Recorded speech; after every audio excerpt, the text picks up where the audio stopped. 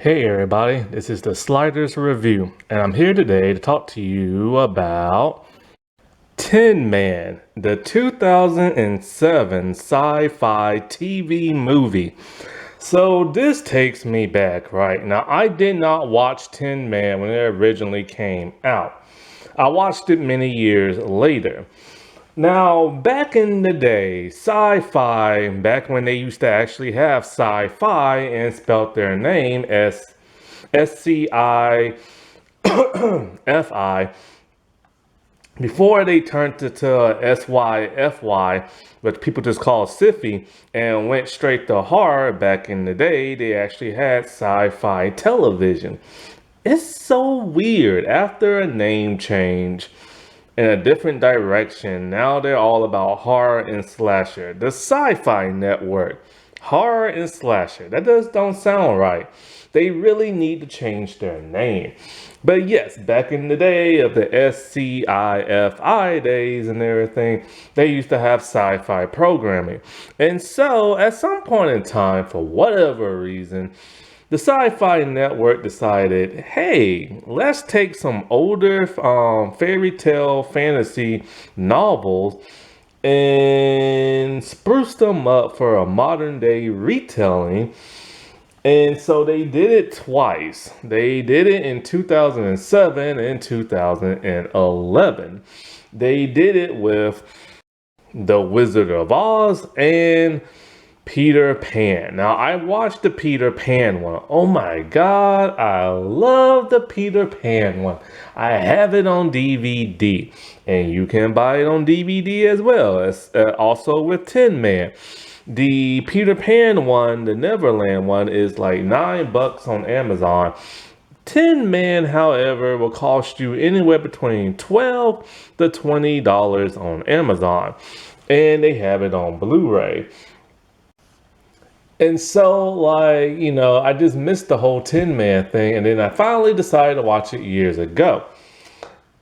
And so, Tin Man is a legit retelling of The Wizard of Oz, or The Wonderful Wizard of Oz, based on the book written back in 1900. Dear God, that's a long time. And of course, the Wizard of Oz movie came out in 1939. Woo, that's a long time ago. Julie Garland, boy, may she rest in peace. I love the classic movie. The classic movie, my God, is just a classic. You know what I'm saying? I also saw the Sam Raimi Oz, the Great and Powerful. I don't remember much. I think I liked that movie back in the day, and I remember I wanted it on DVD, but I never bought it on DVD. And I forget why. I think I could never find it or something like that. Or maybe I just didn't like the price of it. Now, however, I just won't buy it because of James Franco's disgusting behind. But I do remember that movie was odd and a lot of folks didn't like it. They used way too much CGI in the backgrounds and that little China doll. Like, they had an actual puppet with strings, a marionette, and for whatever reason they CGI'd it. I don't get it. And so, like, for the most part, that's all. And then, of course, I watched the Once Upon a Time version of, the Wicked Witch of the West and, the Oz and stuff like that. But when it comes to this one, see, here's the thing. This is a very unique and different movie.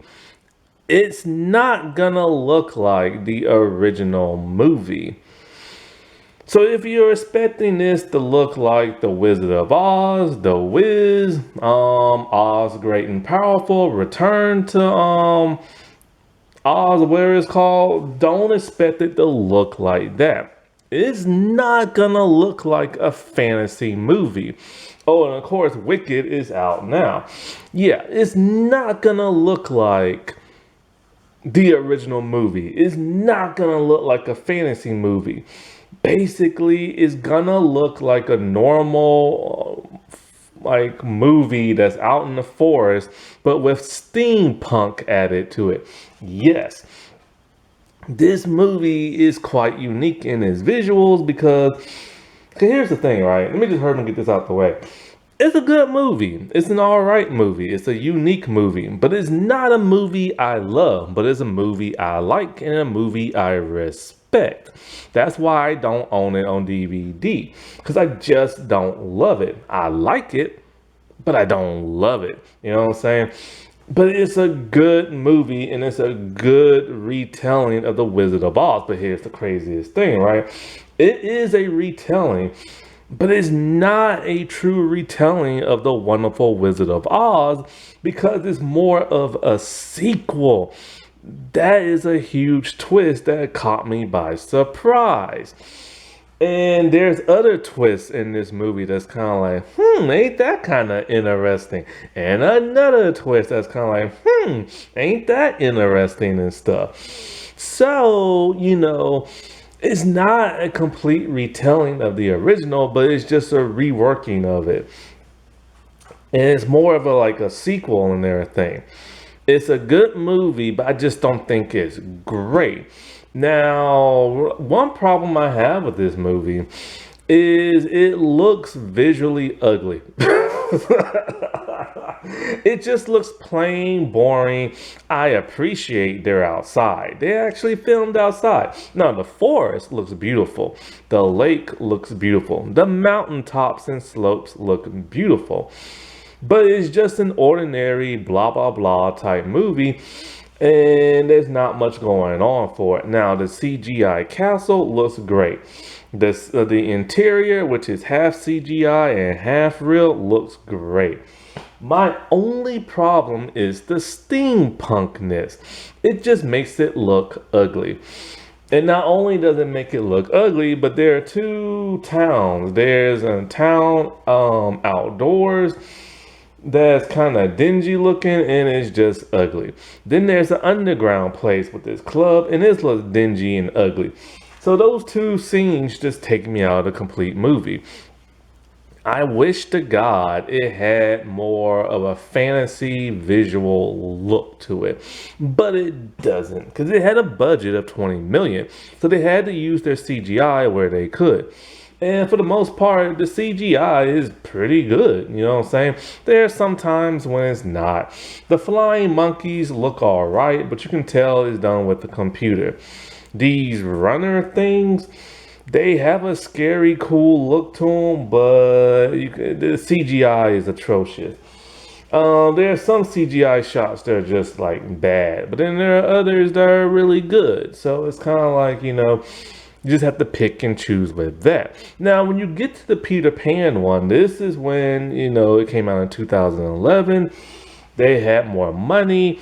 They actually created more of a fantasy looking world, but it was pretty bleak and muted. It was just a bunch of whites and grays because, it was snowy time. And I remember something in that movie looking very, very fake. I think it was like the ice blocks or something like that. It was something that had to do with snow and ice that just looked so fake. But that movie is deprived of color. But I'll talk about that movie some other time. I've been wanting to talk about that movie for a long time. But first, I gotta do the, 2009 Peter Pan movie, I think it was. I gotta do that one first. Anyway, back to this movie. I just wish there was more of a visual element, more of a fantasy type element. Like you see the yellow brick road and it just looks horrible and everything, right?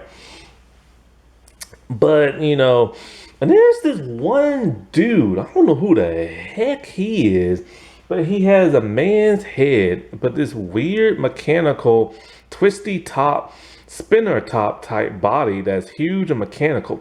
The CGI on that is atrocious. I can't even look at that dude. First of all, he looks gross. And second, his CGI is terrible.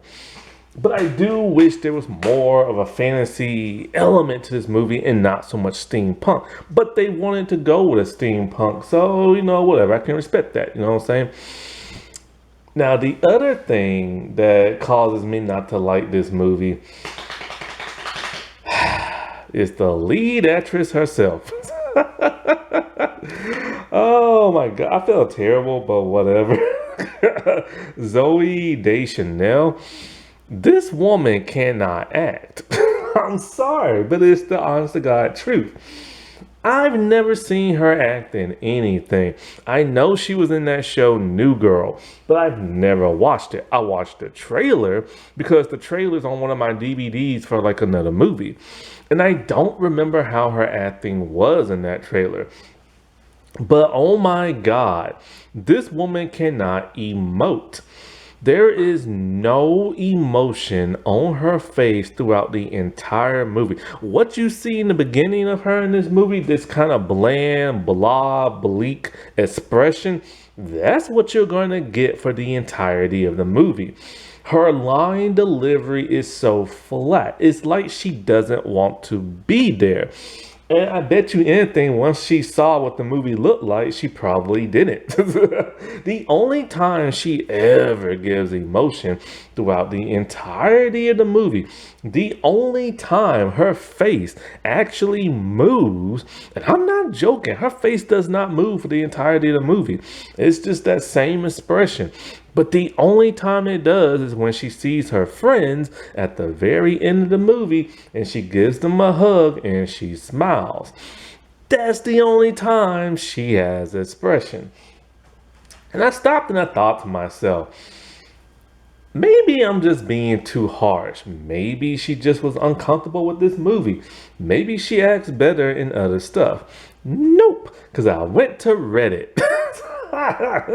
And other people felt the exact same way I did with her other projects. Now, since New Girl, she really hasn't appeared in much of anything. This is either because of one or three reasons. Either she made so much money on New Girl, she really doesn't have to act no more. Or maybe she just doesn't feel like acting no more. Or the third, maybe Hollywood realized what me and other people are saying, just kind of like, you know what, we're just going to pass on you. Because I don't get me wrong, she's beautiful and everything. Like, oh my God, she's beautiful. And she looks a little like Judy Garland and everything. But she just could not act in this movie, and it takes me out. So when I'm trying to like enjoy the movie, trying to understand this new world I'm being introduced to, and everybody else is giving emotion and everything, she's not. It's just, oh, like, I'm not joking. She has a blank expression on her face the entire time. How did she get cast in this movie? I don't get it. Maybe because she resembles Judy Garland. Maybe, I don't know. Now, there's another actress in this movie, Kathleen something. What is Kathleen's last name? I'm not in front of the computer. She's from this TV, Beverly Hills 90210. Kathleen something. I'm just gonna say something for now. I like her and everything. I remember she was in Scary Movie 2. She was in Bates Motel. 90210, the original one. Had a huge crush on her back in the day, especially in that Scary Movie 2, man. Like, the way she looked, I'm like, And I was always like, who is she in Scary Movie 2? Because I know I recognized her, but I didn't know why. And there was no Wikipedia back then. Until years, I'm like, oh, 90210. Now, here's my thing, right? She has emotion when she acts in other projects. Here, I could tell she was trying to act differently. She was trying to act like that stone cold evil witch type person. And because of that, she doesn't have room for no emotion. So she's a little bland, but not as bad as Zoe. Sorry, but it's just the honest to God truth.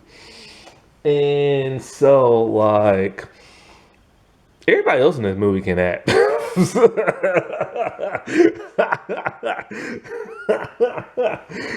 Now, one thing about this movie I've never understood is why is it called Tin Man? Yes, the Tin Man, or a version of him, is in this movie, but he's not metal, he's human.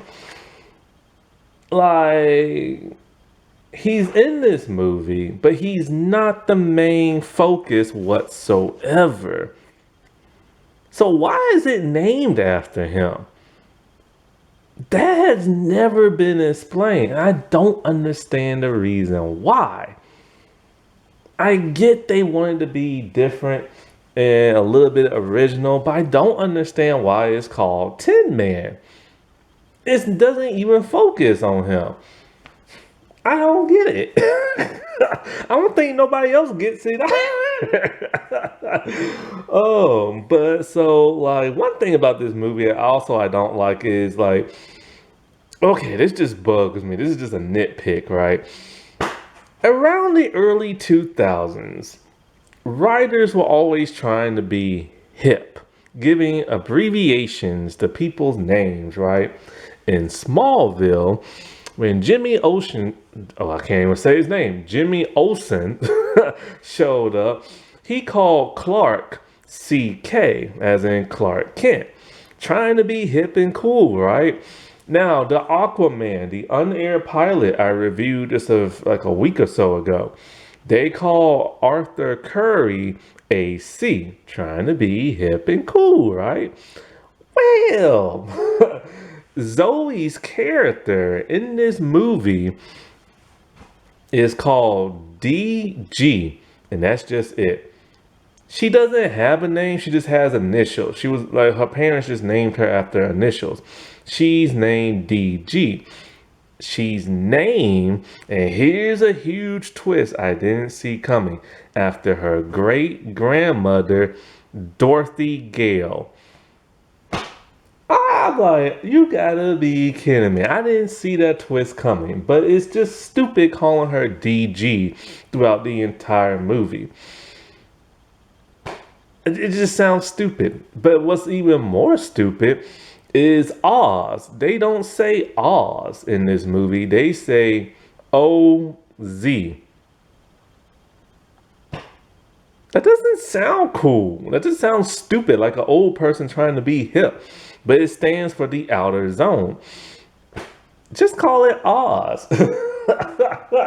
There's another abbreviation here, but I can't even think of what it is. I can't remember. And so, like, basically with this movie is you have DG, and to make her even cooler and everything, right?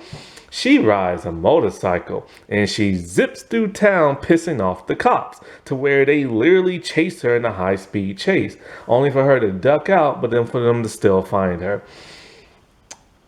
I don't know. It's like that doesn't make her seem cool. You know what I'm saying? Like it doesn't because you think that will lead to something big in the rest of the movie, her being able to ride a motorcycle, right? But it doesn't because you don't see her ride no vehicle throughout the rest of the movie when she's in Oz and everything.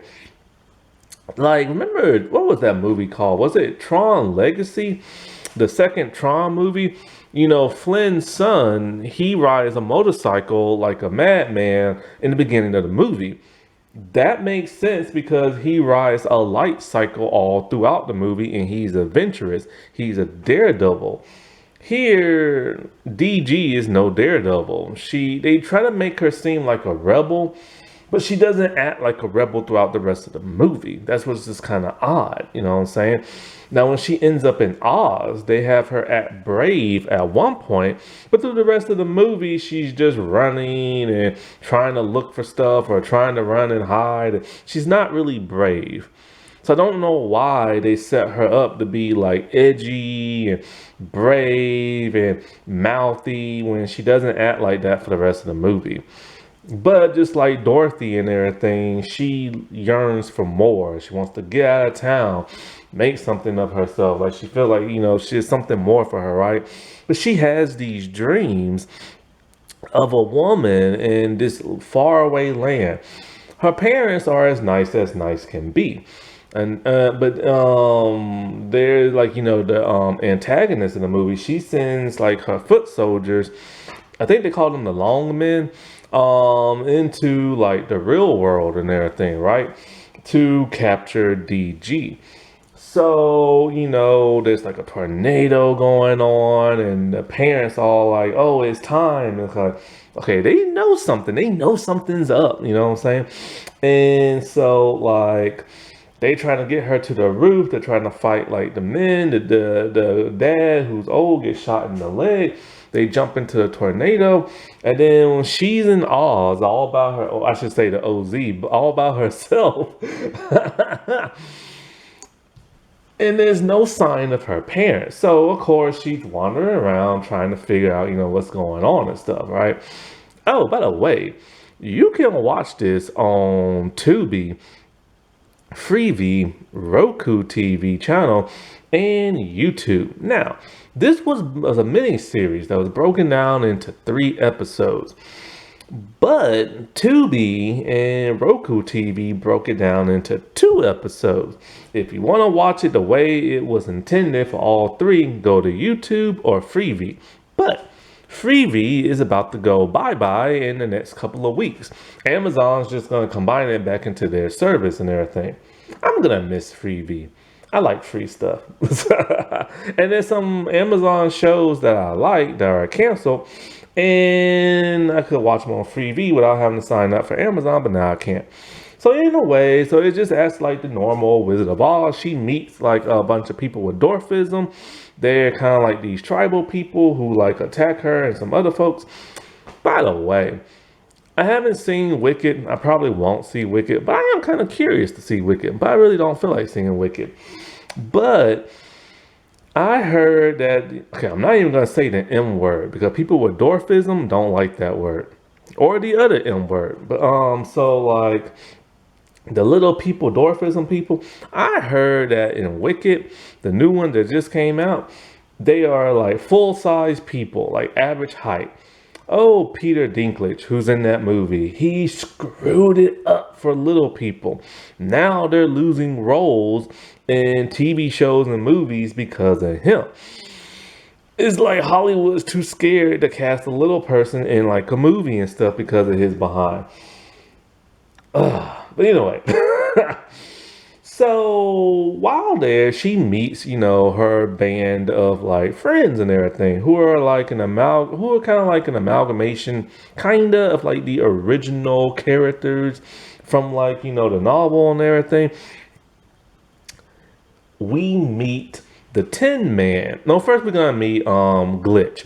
He is based on the Scarecrow. He's missing half his brain. Now, Glitch is played by Alan Cumming. I've seen him in the second X-Men movie. And so, like, he has a zipper on top of his head, and that's where his brain goes into. Now, he is not a scarecrow. Don't know why he's not a scarecrow, but he's not. He just looks like a normal human man. And he's an inventor. He invents a lot of stuff. He invented the Sunseed machine that the evil witch lady is going to use for her nefarious crime and everything, right? And so because he doesn't have half his brain, he tends to forget a lot of stuff.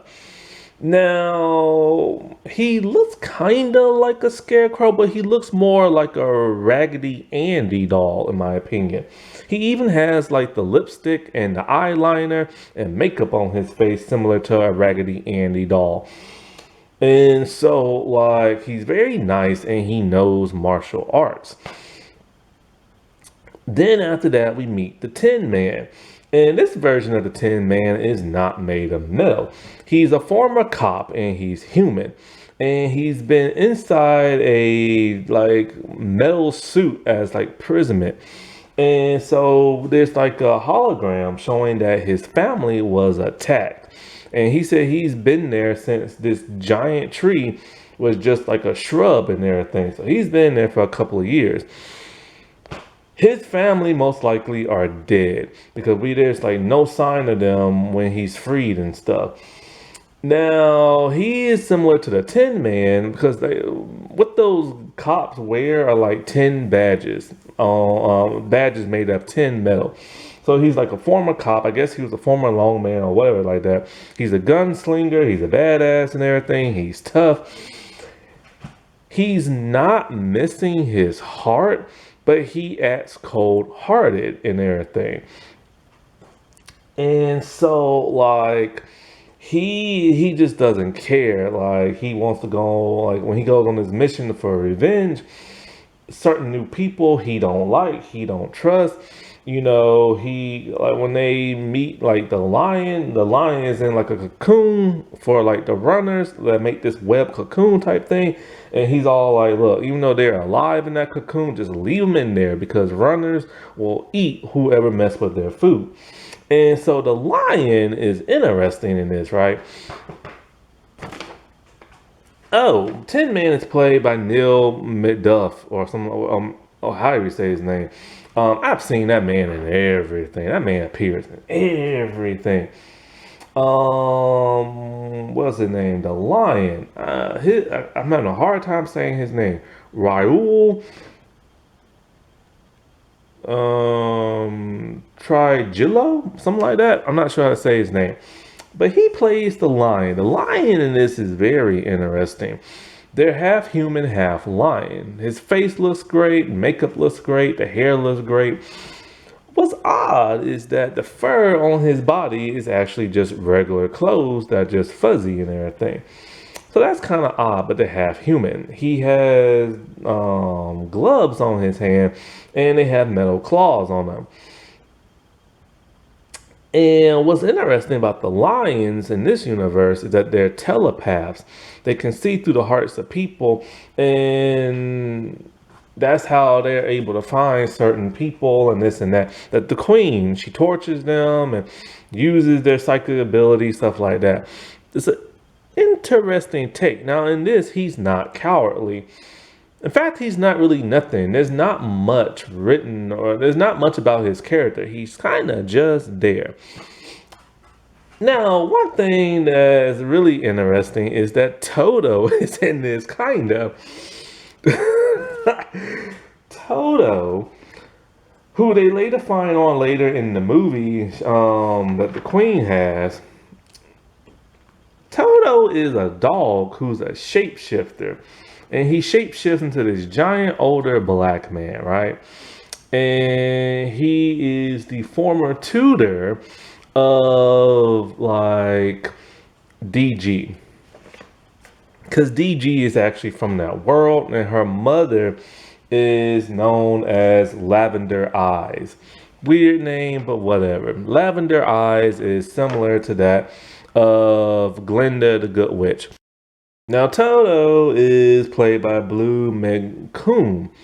And so, okay, here's the thing that bugs the crap out of me, right? There are 3 people of color in this movie.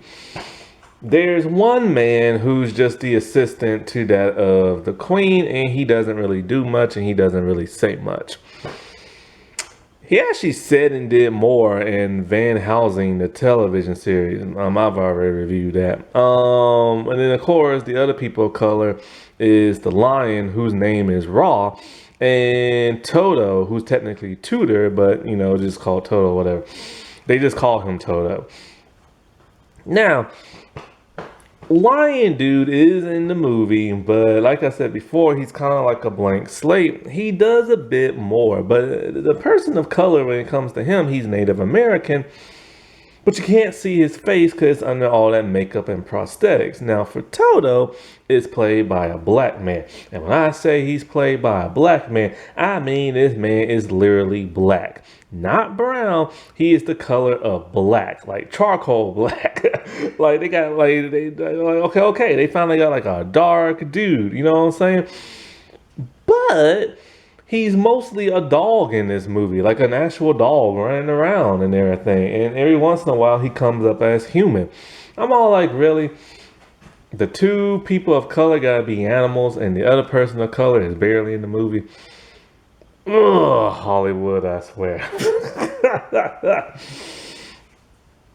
And so Catherine, she plays the evil witch, known as, God, how the heck you say her name? Azarella or something like that.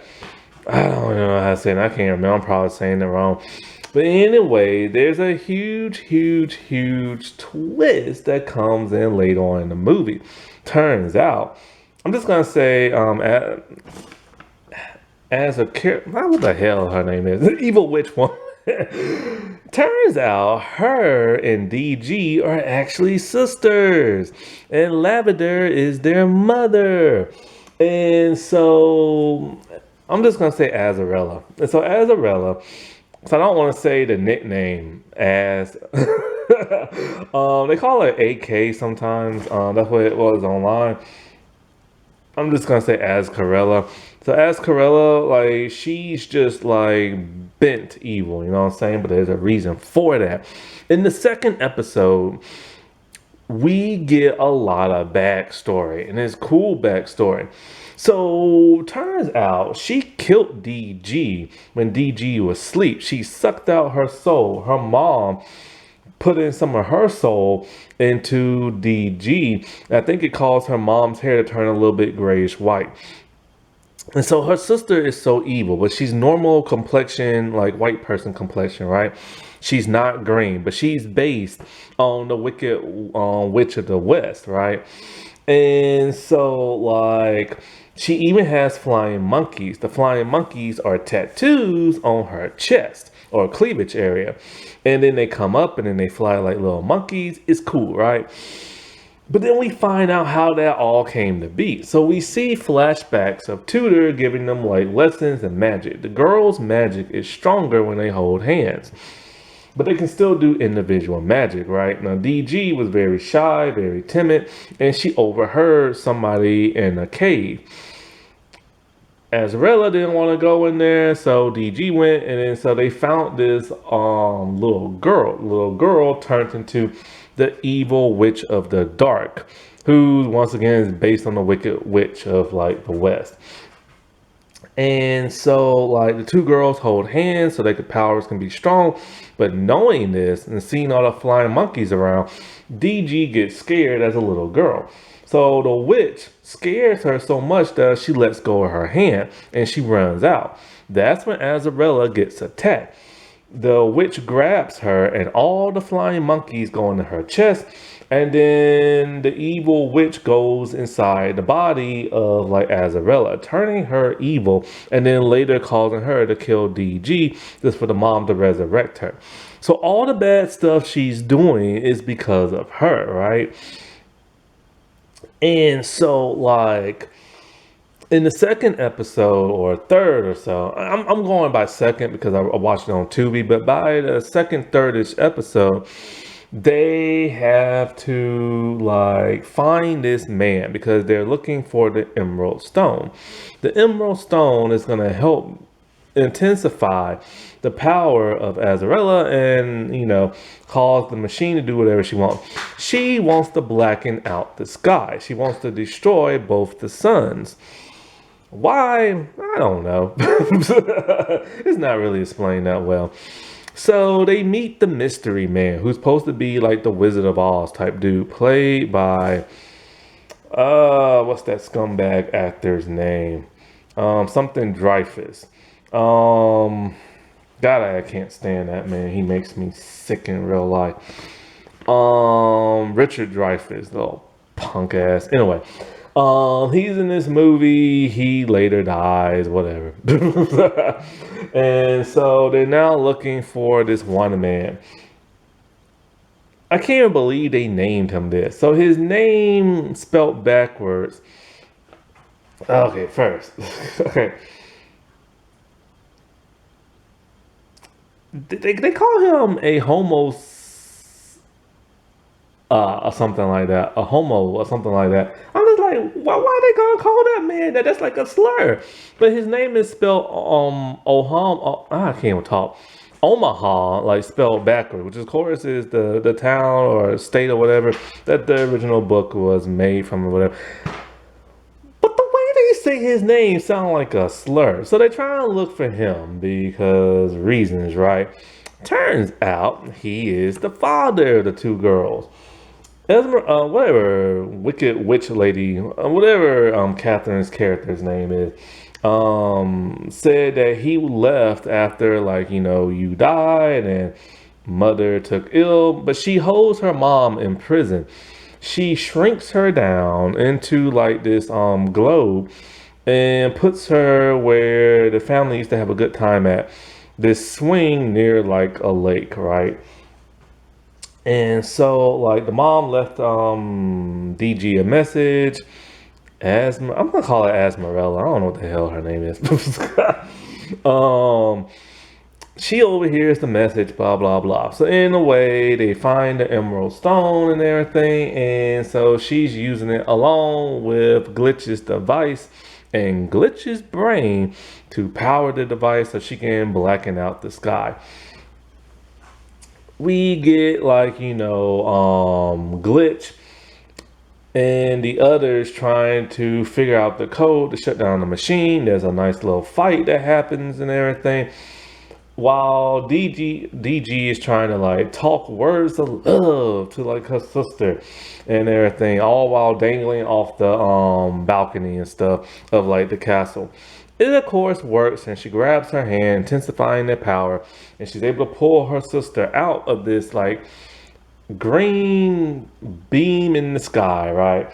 And so there's the original Wicked Witch Lady, and so she's there and she's just trying to blast them, and it reminds me of Sailor Moon trying to fight the evil bad person at the end of season 1. Just not as cool. This is where kind of like the CGI was lacking and they couldn't really think of anything interesting. So it's just them, like it's just like a single camera of like the evil witch shooting beams of light at the two girls that they're deflecting. It's lame looking.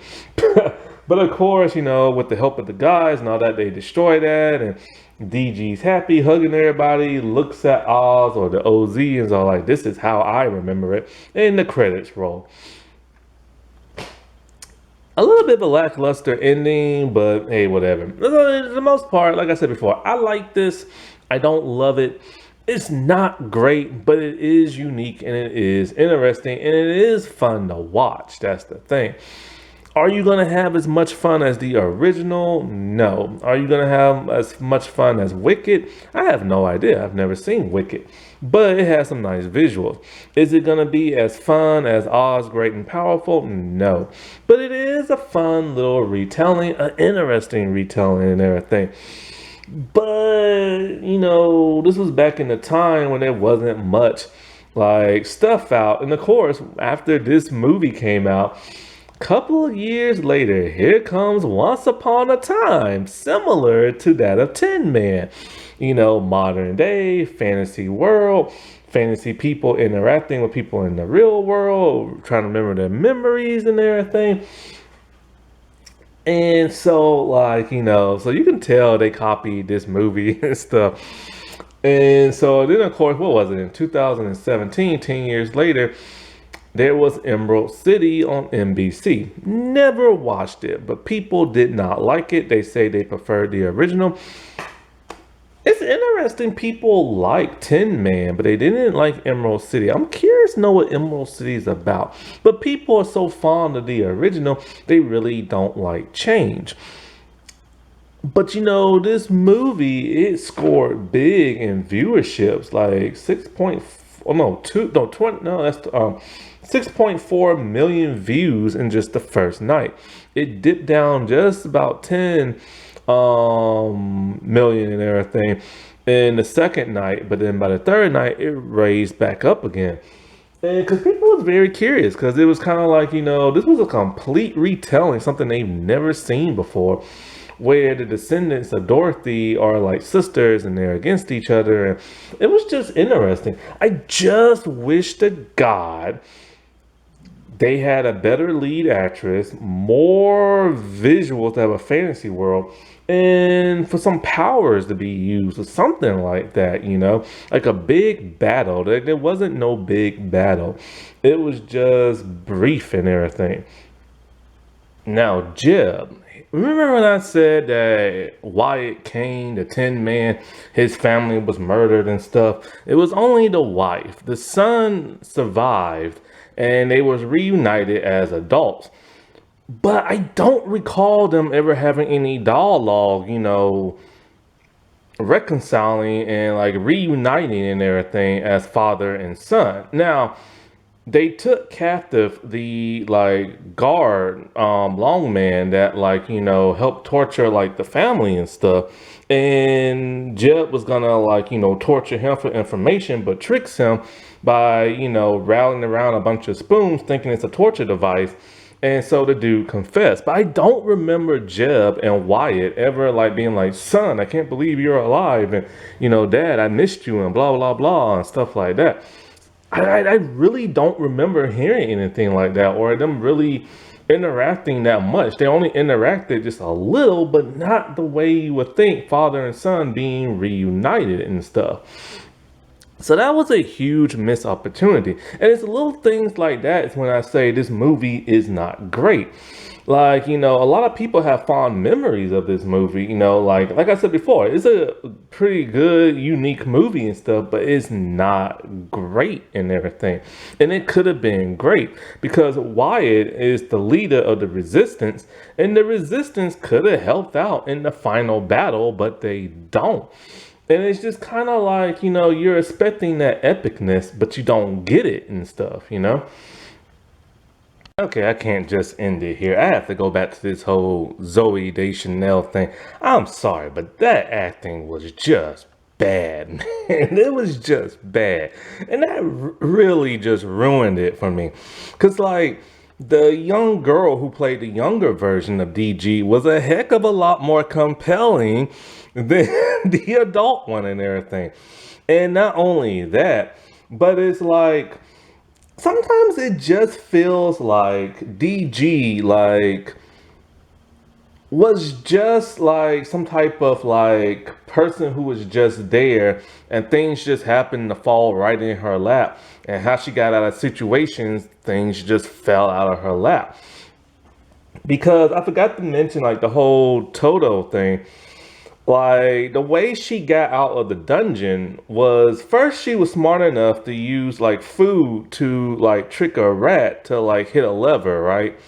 But it wasn't enough. Then in comes Toto and he frees her, and then he helps guide her out of there and into the forest to find the emerald. But see, the whole thing about Toto is that the queen forced him to do that. She granted his freedom if he would betray her and stuff. He eventually got caught and had to redeem himself. But in order to redeem himself, Tin Man made him turn him back into a dog. I'm so offended by that whole thing. Person of color, gotta be a dog. But anyway, back to Zoe. She said that she didn't want to emulate Julie Garland's performance. Okay, makes sense. You know what I'm saying? It's so iconic. But because of that, she didn't want to watch other versions of The Wizard of Oz because she didn't want to copy what their Dorothys did in did in their movies. But she just came out as a blank slate. And it's really just irritating because this Dorothy has a really cool backstory, or this DG has a really cool backstory. Sorry, my camera died, but she has a really cool backstory. Her being magically inclined, her being a princess, her having an evil sister who wasn't originally evil. And not only that, but she's rebellious. She rides a motorcycle. She's tough in the beginning of the movie. But then all of that goes away the moment she's in the OZ and everything. And it's just kind of they dropped the ball big time on this version of DG. She could have been really cool and really compelling, but she just comes off as flat and stilted and stuff. Alrighty, well, I'll talk to y'all later. Bye.